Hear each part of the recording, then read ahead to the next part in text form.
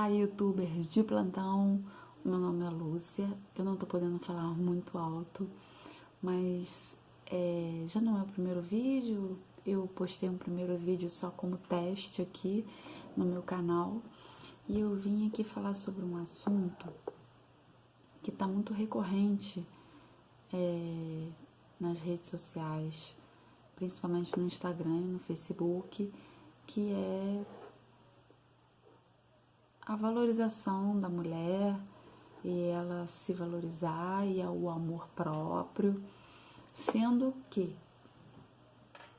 eles dizem isso, mas não dão um parâmetro. Então, quem está no fundo do poço, quem está precisando de ajuda, lê aquela postagem e fala assim: realmente, eu tenho que ter amor próprio, eu tenho que sair do fundo do poço, eu tenho que melhorar minha condição de autoestima. Mas por onde começar? Primeiramente, eu não sou psicóloga, eu não sou psicanalista, eu não sou psiquiatra.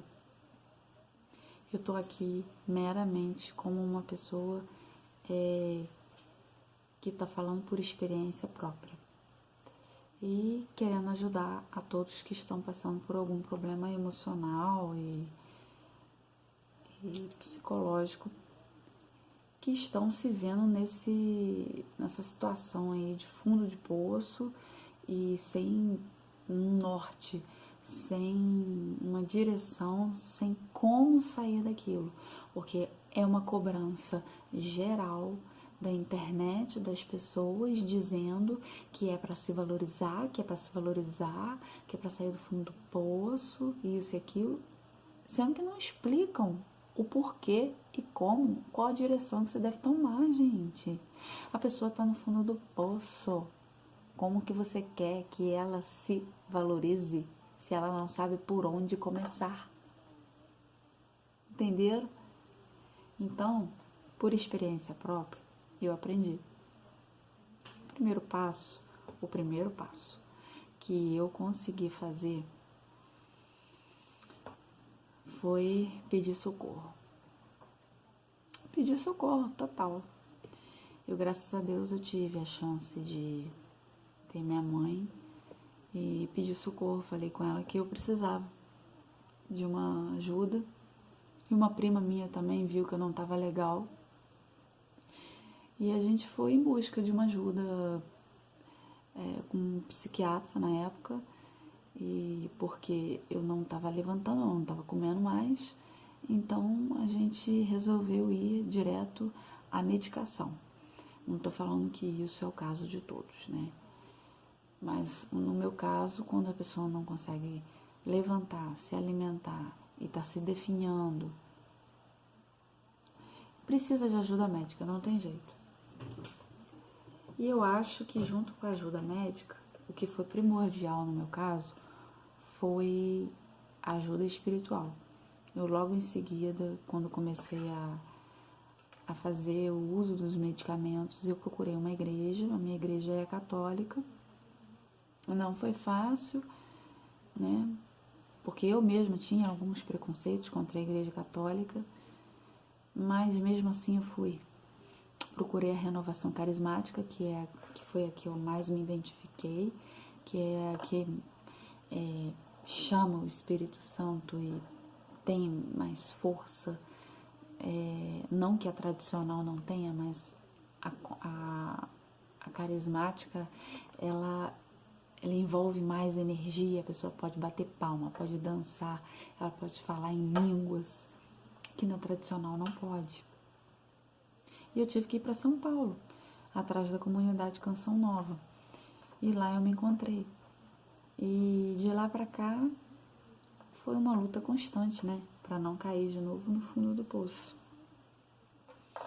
A ter o amor próprio, a compreender por que aquele desafio foi me dado, porque eu acredito que nenhum desafio que a gente tenha seja dado sem a possibilidade da gente sair daquela, né? Deus nos dá desafios sabendo da força que a gente tem para sair daquilo. E a gente serve como testemunha depois. Eu acho que essa é a grande missão do ser humano, sabe? Ele pode ter missões assim profissionais, como advogado, médico, dentista e tudo mais, mas na verdade ele tem uma missão muito grande como testemunha de vitória. E eu acho que as vitórias, os milagres, os livramentos, as restaurações, as libertações só são dadas através de um poder sobrenatural. E esse poder sobrenatural eu entendi e senti como Deus. Até então eu não tinha assim muita certeza, mas eu entendi que esse poder sobrenatural, que tinha o poder de tirar a pessoa do fundo do poço, se chamava Deus. Porque lá dentro eu tive visões, lá dentro eu pude falar em línguas, aconteceram coisas sobrenaturais, sabe? Então, não estou dizendo para vocês procurarem uma igreja carismática, não. Estou dizendo para vocês procurarem, junto com uma ajuda médica, uma ajuda espiritual. Seja num culto, seja com um pastor, com um seminarista, ou com alguém que você tenha proximidade, algum amigo, né? A gente geralmente se aproxima de amigos que têm uma visão tão ampla de Deus, da Bíblia, e dali, meu filho, deslancha. E a gente compreende o que está acontecendo. E voltando ao assunto, voltando ao foco, né? Que era a questão da pessoa se valorizar, eu acho que você tem que fazer isso, você tem que divulgar isso dando o primeiro passo, explicando. O primeiro passo que eu dei foi esse, procurar ajuda, pedir socorro e juntamente com uma ajuda espiritual. Logo depois eu comecei a cuidar do meu físico, entrei na academia, comecei a fazer musculação, caminhada, algumas coisas assim, porque ajuda na produção de alguns hormônios, como endorfina, serotonina, que são hormônios do humor, e o exercício é fundamental. Vocês não tem como, sabe? Quem tá passando por isso, por favor, faça uma caminhada. Não tem dinheiro para fazer academia? Faz uma caminhada de 30 minutos, 10 minutos, ou os minutos que você conseguir, né? Eu recomendo 30 minutos porque dá tempo do corpo sentir e produzir esses hormônios. O terceiro passo é você arrumar sua cama, arrumar seu quarto, arrumar a bagunça, que geralmente quando a gente está nessa fossa, a nossa casa tá bagunçada, o nosso quarto tá bagunçado. Arrume tudo e procure a palavra de Deus. Tem muitas palavras aqui que eu procurei saber e que diz muito sobre amor próprio. O amor próprio, em Coríntios, 1 Coríntios, capítulo 7, versículo 23, fala o seguinte: não recebestes um espírito de escravidão para viverdes no temor, mas recebestes o espírito de adoção, pelo qual chamamos Abba, Pai. A gente não foi feito para ser escravo de nenhum sentimento. A gente não foi feito para ser escravo de ninguém. A gente não foi feito para ser escravo de nós mesmos, né? Porque muitas vezes o mal está dentro de nós mesmos. Nós nos pusemos, nos botamos nessas situações. Porque a depressão, decorrente de tantos problemas, né? Ela passa a ser... ela é uma doença patológica que precisa ser cuidada. Ela não é frescura. Falta de hormônios, falta de neurotransmissores que precisam ser repostos e cuidados com a ajuda de medicações, exercícios e outras ajudas como espirituais, etc. E outra passagem que eu vi na Bíblia que eu achei fenomenal também, que fala sobre o amor mútuo. Fica em Romanos, capítulo 13, versículo 8. A ninguém fiqueis devendo coisa alguma, a não ser o amor recíproco, porque aquele que ama o seu próximo cumpriu toda a lei. E todos os mandamentos nessas palavras se resumem em amarás o teu próximo como a ti mesmo. Por isso que a gente tem que se cuidar. Como que a gente vai amar o próximo se a gente não se cuida?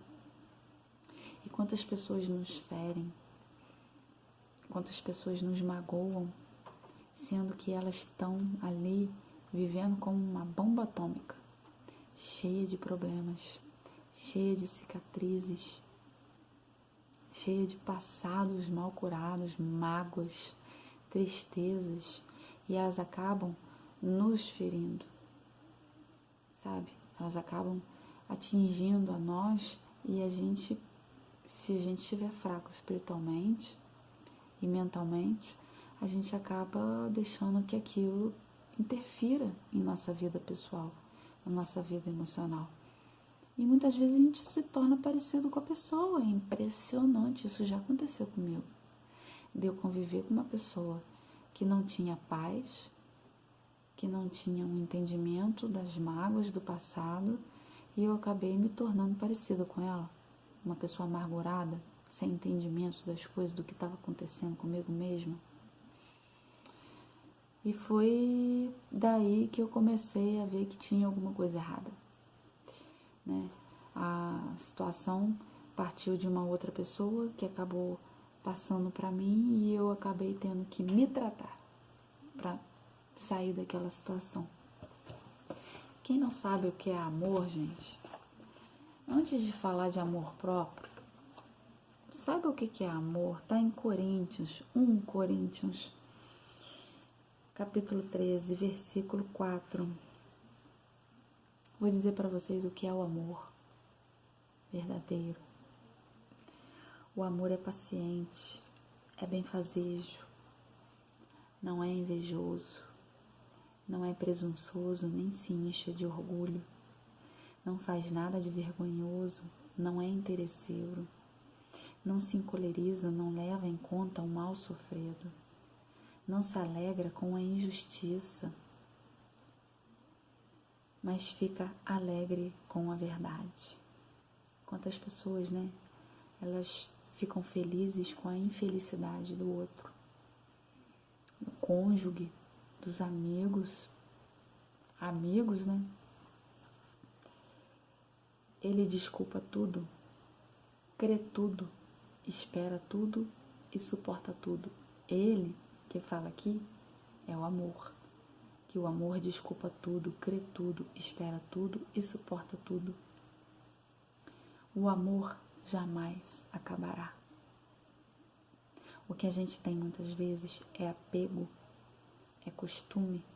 A gente se apega a outra pessoa, porque a carência é tão grande que ela afunda os nossos sentimentos, ela meio que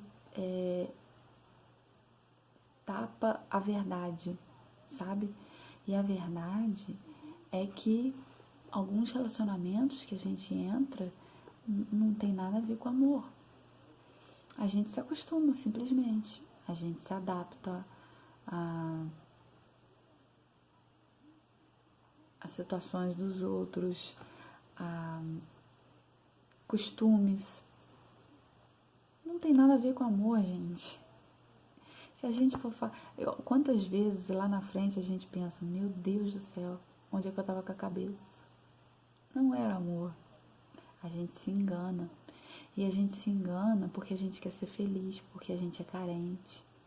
E essa carência pode ser proveniente de um problema do passado. Uma falta de um pai, uma falta de mãe, um amor mal curado, um relacionamento mal curado, né? A gente tem que cuidar também dessas situações do passado, gente, né? Deixa o passado com Deus. Ele tudo faz, tudo renova, tudo se refaz. Você é uma nova criatura com Deus. Não tenha medo de se entregar a Ele, porque Ele tudo vai refazer e tudo vai apagar. O pecado é o que te lembra. Deus tudo renova. Atualmente permanecem estas três: a fé, a esperança, o amor. Mas a maior delas é o amor. Sem amor, nada feito. Então, antes de dizer amor próprio, vamos explicar aí como adquirir o amor verdadeiro, o nosso amor, aquele amor que preenche, aquele amor que não nos abandona, que não nos desprotege. É difícil, né? A gente compreender isso tudo, mas não é impossível, porque a gente vai ler, a gente lê, até entrar na cabeça, até a gente crer. E quando a gente crê, tudo se transforma. E é isso que eu quero passar para vocês. Tem amor próprio, sim. Tem amor próprio para não deixar as pessoas pisarem em você. Mas saiba primeiro o que é o verdadeiro amor. Um grande beijo.